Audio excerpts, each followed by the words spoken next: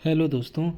MPITITO में जो scam हुआ है उसको लेकर के अब लगभग जो बड़े यूट्यूब चैनल हैं उन पे भी बात हो रही है और बहुत से जो मुझे कमेंट आए हैं कि हमें क्या करना चाहिए। तो मैं आपको बताना चाहूँगा कि जो न्यू अतुल्य एकेडमी में जो गोपाल प्रजापति सर हैं, आप उनको सपोर्ट कीजिए क्योंकि वो बच्चों को ऑर्गेनाइज कर रहे हैं और अगर आप लोग ज़्यादा सपोर्ट उनको दिखाते हैं तो वो सबको ले करके फिर वो भोपाल जाएंगे।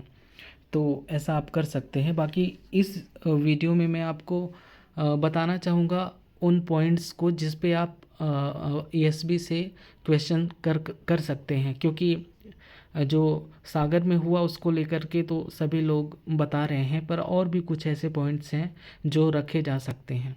तो पहला मेरे यहाँ पे पहला तो यही कि जो सागर वाला है कि एक ही सिटी से और एक ही सरनेम के साथ इतने बच्चे जो सेलेक्ट हुए हैं उसको लेकर के तो आपको रखना ही है।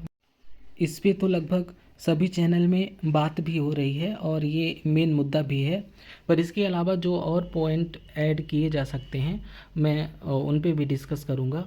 और दूसरा मेरा ये पॉइंट रहेगा कि जो कि कई जो ट्रेड हैं जिसमें एक ही सिटी से बच्चे सिलेक्ट हुए हैं, जैसे यहाँ पे भोपाल जो पेपर कोड C है और भोपाल ही सारे जो टॉप 10 हैं वो भोपाल से सिलेक्ट हुए हैं। और आप नीचे देखेंगे एग्ज़ाम सिटी नेम में तो पूरे 11 सिटी का है। ऐसे करके मैंने लिस्ट बनाई है कि कितने ऐसे ट्रेड हैं। तो यहाँ पे आप देखिए स्क्रीन पे, तो ये सारे के सारे 14 ट्रेड हैं जिनमें सिर्फ और सिर्फ भोपाल से बच्चे सिलेक्ट हुए हैं। तो ESB से हमें ये पूछना चाहिए कि जो ये 14 ट्रेड हैं और सबका जो एग्जाम सिटी नेम पूरे के पूरे 11 सिटी लिखे हुए हैं, तो क्या ये सच में पूरे 11 सिटीज़ में हुए हैं या सिर्फ भोपाल में हुए हैं। ये इस ESB की मिस्टेक भी हो सकती है कि हो सकता है कि पेपर सिर्फ भोपाल में हुए हों और नीचे लिखा हो पूरे सिटी का नाम। तो इस बात की क्लैरिटी हम लोग को वहाँ पे करनी होगी। तो ये दूसरा हमारा मुद्दा रहेगा। और अगला ये जानना ज़रूरी है कि जो ये जो सिलेक्शन मैंने लिखे हैं आप स्क्रीन पे देखिए कि भोपाल में 223, नीमच में 19, सागर में 15, जबलपुर में 12, सतना में 4, इंदौर में 3, खंडवा में 2, सीधी में 1 और रतलाम से 1 टॉप 10 में आए हैं। ये पूरे 280 बच्चों की लिस्ट है, क्योंकि 28 स्टेट में पेपर हुआ था और 10-10 बच्चे अगर करो तो 280 टोटल होते हैं। तो हमें ये जानना है कि किस सिटी से कितने स्टूडेंट अपीयर हुए थे, ये हमें डेटा जानना है। इससे हम पता लगा पाएंगे। हो सकता है कि भोपाल में सबसे ज़्यादा पेपर हुए हों, पर क्या इसके बाद नीमच में हुए हैं, है ना। और क्योंकि मुझे तो ऐसा आइडिया नहीं है। और सीधी, रतलाम, खंडवा, इंदौर, इनसे कितने बच्चे थे कि यहाँ से सिर्फ एक एक बच्चे, एक एक या दो बच्चे सिलेक्ट हुए हैं। खासकर इंदौर का तो मुझे बहुत डाउट है कि पूरे इंदौर में 3, तो इसको भी क्लियर करना ज़रूरी है। और जो अगला पॉइंट है वो है वेटिंग का, और ये बहुत ही इम्पोर्टेंट मुद्दा है क्योंकि ऐसे ऐसे बच्चे हैं जिनका 99 से भी ज़्यादा परसेंटाइल है और वो मेरिट तो छोड़ो वेटिंग तक में नहीं आए हैं। तो इस पे तो ज़रूर बात होनी चाहिए। और यहाँ पे मैं बात करूँगा क्योंकि मैंने खुद भी पेपर दिया था, पेपर कोड A जो कि है इलेक्ट्रॉनिक्स मैकेनिक। तो मैं एग्जांपल देके आपको बताता हूँ कि जैसे कि देखिए, जो बच्चे इलेक्ट्रॉनिक्स के लिए एलिजिबल थे वो paper code A, paper code Y और पेपर कोड U के लिए भी एलिजिबल थे। तो कई सारे ऐसे स्टूडेंट हैं जो कि तीनों में या किसी दो में, या तो कुछ ऐसे हैं जो कि एक में टॉप 10 में हैं और किसी और में वेटिंग में हैं। तो इस तरह से डेटा है।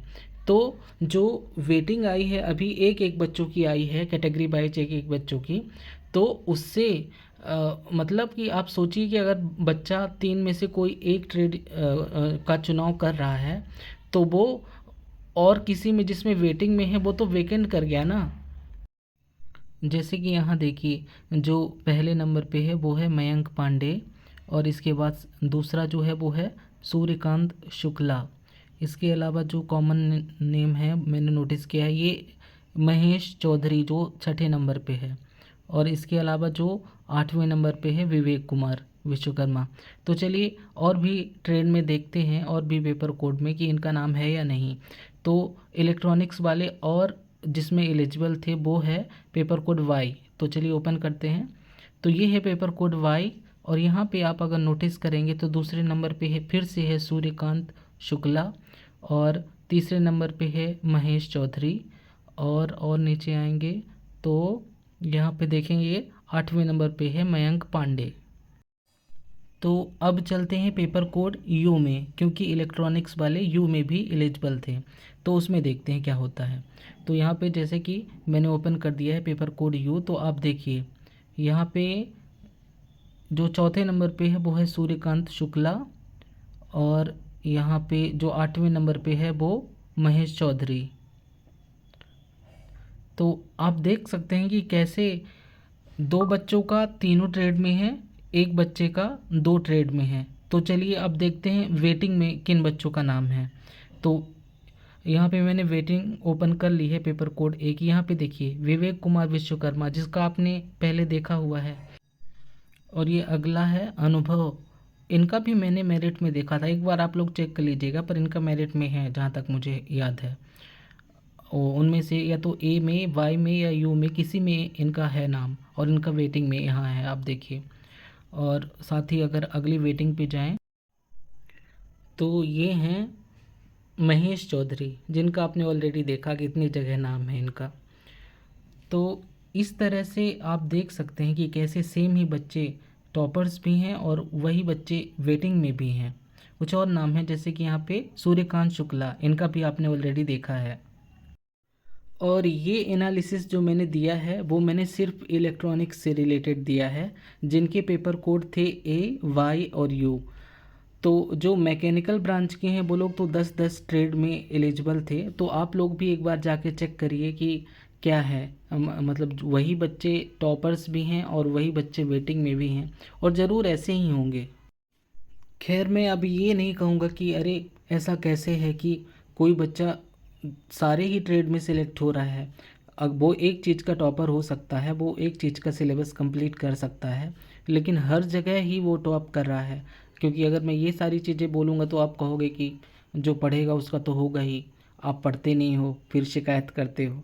तो मैं इस पे नहीं जा रहा हूँ, पर ध्यान देने वाली ये बात है कि आप सोचिए कि वही बच्चे जब मतलब टॉप 10 में भी हैं, वही वेटिंग में भी हैं, तो बाकी बच्चों को तो मौका मिलना चाहिए। अगर ये लोग वेटिंग बढ़ाएं, और जो अभी एक एक बच्चों का इन्होंने कैटेगरी वाइज दिया है वेटिंग, और बच्चों को भी मौका दें, तो कम से कम जो सीट्स वैकेंट हो जाएंगी उनमें किन्हीं बच्चों का हो जाएगा। क्योंकि वो बच्चे जो सोचिए 99 परसेंटाइल से ज़्यादा लाए हैं, इसके बाद भी वो वेटिंग तक में नहीं है, और ऐसा सच में हुआ है, ये नहीं कि कोई झूठ बोल रहा है।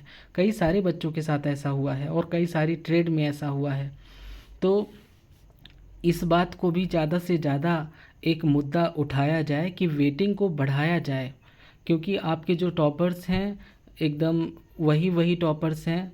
कुछ ही बच्चे सब जगह छाए हुए हैं, बाकी बहुत सारे बच्चे रह गए हैं काफ़ी अच्छे मार्क्स के बाद भी। तो ये वेटिंग का जो मुद्दा है वो भी ज़रूर वहाँ पे डिस्कस होना चाहिए। और बाकी मैंने जो पॉइंट्स एनालिसिस किए थे और मुझे लगा कि वो चीज़ें होनी चाहिए, तो मैंने यहाँ पे रखे हैं, और मुझे लगता है ये काफ़ी जेन्युइन पॉइंट हैं। और सारे के सारे मैंने, ऐसा नहीं है कि अपने मन से बोल दिया, सब कुछ वेबसाइट में मैंने देखा, रिसर्च की, और इसके बाद मैंने ये चीज़ें ज़रूरी समझा कि कम से कम इतनी बातों पे तो होना चाहिए डिस्कशन। और बाकी फिर से मैं आपको याद दिलाऊंगा कि अगर आप चाहते हैं कि इस पे कुछ एक्शन हो, तो ज़्यादा से ज़्यादा जो अतुल्य एकेडमी सर के गोपाल सर हैं उनसे जुड़िए।